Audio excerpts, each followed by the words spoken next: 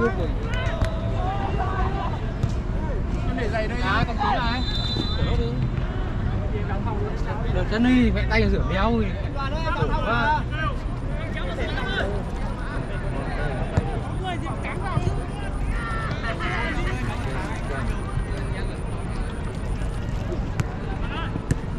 Để nước đây uống.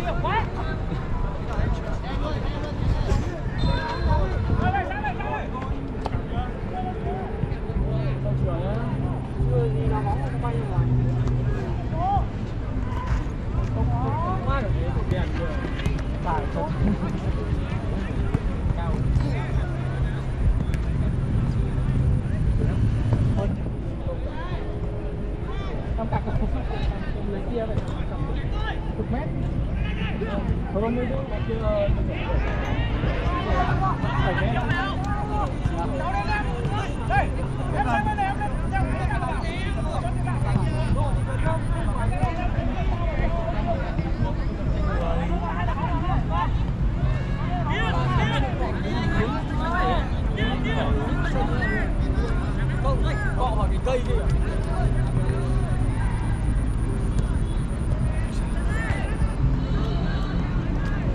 Mấy anh là bằng người đấy. Anh ơi, anh ơi.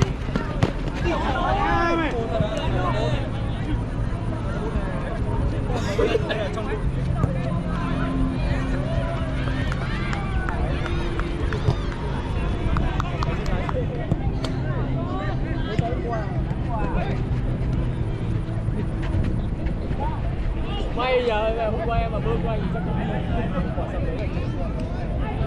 Hô nhau lên, hô lên.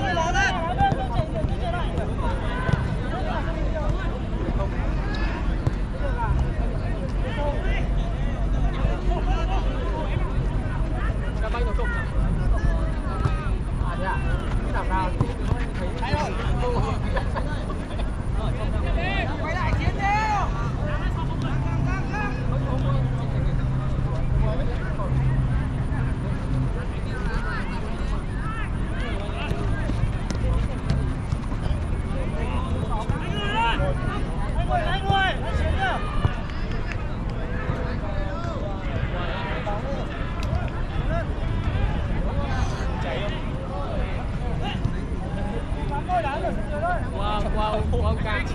Quang sáng luôn mà.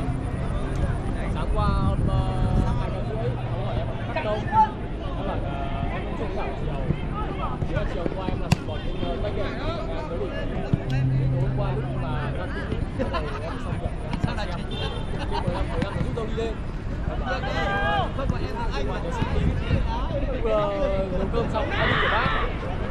Đi rửa bát nhưng anh cũng chưa. Rửa bát xong mở cái phòng làm bát.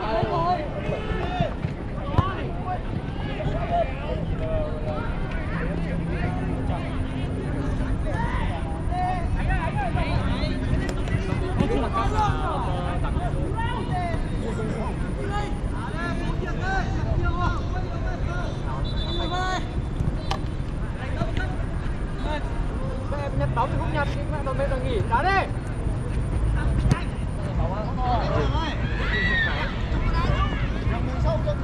Đá đi.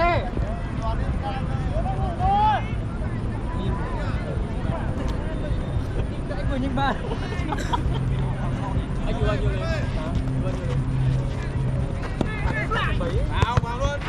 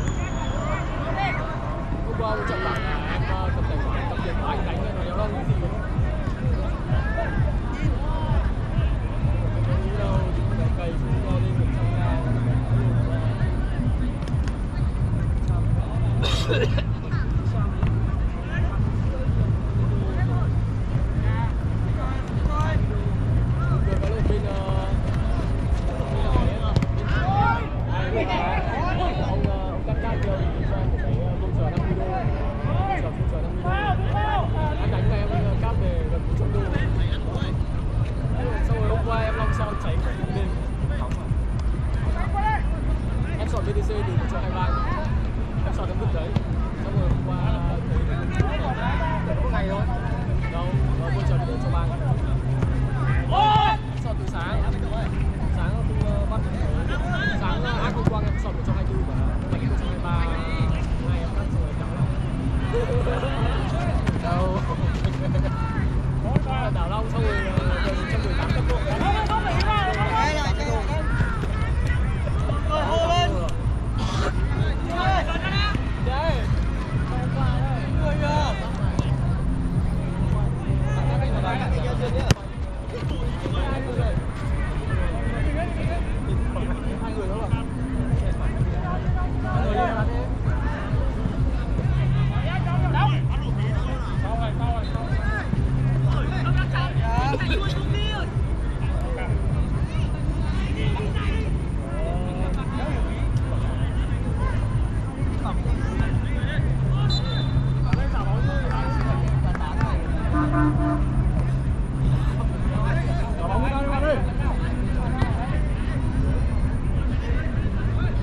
đúng rồi.